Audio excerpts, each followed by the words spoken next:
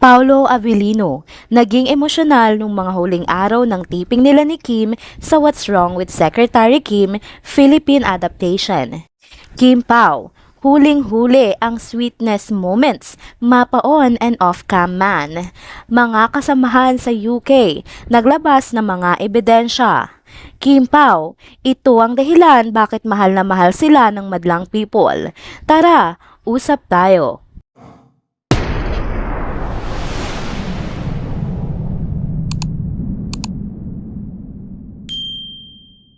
Hello mga ka-trenders! Welcome back muli sa ating channel. Kung bago pa lamang kayo dito, huwag nang kalimutang mag-like, mag-subscribe at i-hit na din ang bell notification para lagi kayong updated sa mga balitang trending at napapanahon. Sa likod ng mga behind-the-scene video na inilabas ng Viu tungkol sa katatapos lang na serye ni Kim Chiu at Paulo Avellino, napansin at nagtrending nga ang emosyonal na reaksyon ni Paulo Avellino sa mga huling araw ng kanilang taping. Labis na nakaantig ito ng damdamin ng kanyang mga taga-suporta, lalo na ang mga kakimpaw na naniniwalang kapag ang isang lalaki ang umiyak, may malalim na dahilan nito. Maraming fans ang nagpahayag na ang pag-iyak nga ni Paulo Avellino ay maaaring dahil sa malapit na nga na ugnayan or closeness niya sa kanyang mga kasamahan, lalo na kay Kim, at napagtanto niya din siguro na unti-unti niya nang namimiss ang kanilang samahan dahil nga malapit nang matapos ang kanilang taping. Ang ilan naman ay nagsabi na tila na-overwhelm na si Paulo at sobra niyang na-appreciate yung thought na 2 beses niya nang nakasama ang matagal na niyang pinangarap na leading lady na si Kim Chiu, at hanggang ngayon ay hindi pa rin siya makapaniwala na nangyayari na nga ito. Ano pa man ang mga dahilan kung bakit ay isa lang ang masasabi ko. Tunay na importante kay Paulo ang What's Wrong with Secretary Kim at espesyal sa kanya ang nasabing serye na ito. Isang espesyal na proyekto na hindi lang basta trabaho para sa kanya, kundi isang pagkakataon na nagbigay ng malalim na karanasan at pagsasama sa kanyang karera. Narito naman ang mga sumunod nating balita. Trending nga sa social media ang mga off-cam sweet moments ng Kim Pao nung nagpunta sila sa Birmingham, UK. Madami nga ang mga embyer ng netizen na nagsasabi pa din na si Paulo ay sumasakay lamang sa kasikatan ng partnership nila ni Kim Chiu at lahat ng pinapakita nito ay fake at for promo nga lang daw. Siyempre hindi na ito pinagtutuunan ng pansin ng mga kakimpaw natin at sila nga ipanatag na din dahil nga sa kabi-kabilang paglalayag din at pagpipresenta ng ebidensya ng kampo ng kimpaw. Napakadami nga lumabas sa social media na resibo kung paano naging sweet sina Kim Chiu at Paulo Avellino sa isa't isa. Isang video nga ang in-upload ng kanilang stylist na kasama nila sa UK kung saan lihim nitong kinuhanan ang pagwa-warm up ng Kim Pao bago ang kanilang performance sa Kapamilya Kalayaan Caravan. Sa post nga ni Mr. David Milan, kitang-kita ang pag-i-stretching ng ating Chinita princess na si Kim Chiu habang nakahawak pa ang kanyang mga kamay kay Paulo Avellino. Abang ang binata naman ay seryosong pagfo-focus naman ng way para makapag-warm up. Hindi alintana ni Paulo ang paghawak sa kanya ni Kim at hinahayaan niya lang ang dalaga na gamitin siya nito habang siya ay nag-i-stretching.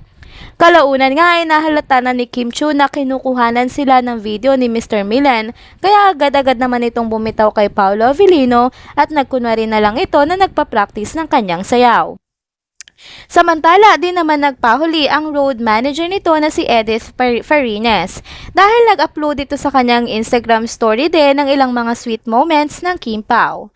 Katulad na lamang nito na kuhang-kuha kung paano nga naging official photographer na naman ni Kim Chiu si Paulo Avellino.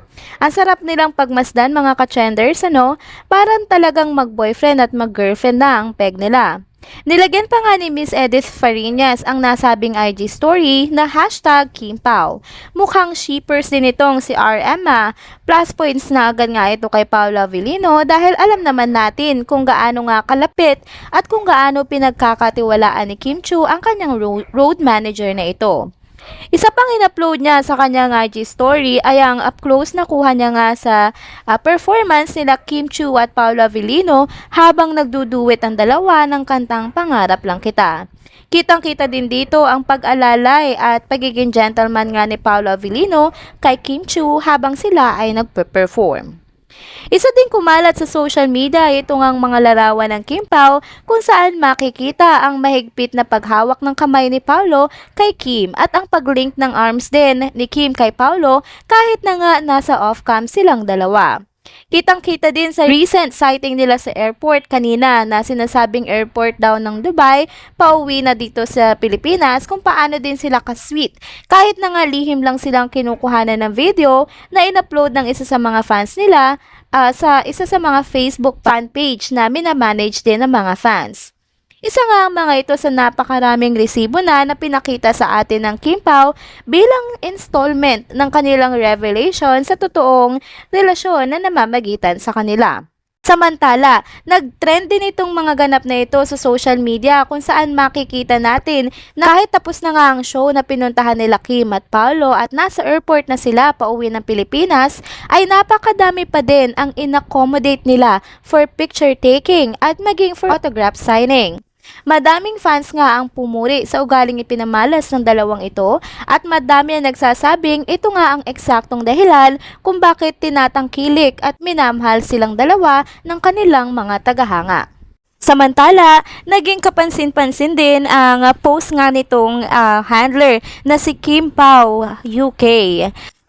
Ito nga ay isang matinding resibo din at sagot natin para sa mga bashers na nagsasabing pang promo lang ang Kim Pao. Ito nga ang nakasaad sa post niya. Kung alam nyo lang ang mga nalalaman namin, nasa UK ang alas ng mga ayudas of all ayudas. As in a treasure trove, pero dahil we respect them so highly, wait na lang kami on the sidelines. Cheer natin sila and dapat panatag lagi no matter how many distractions and not so pleasant news comes our way. Bago magtapos ang ating video, magbasa muna tayo ulit ng mga iniwan yung komento sa nakaraang videos na in-upload natin sa channel na ito.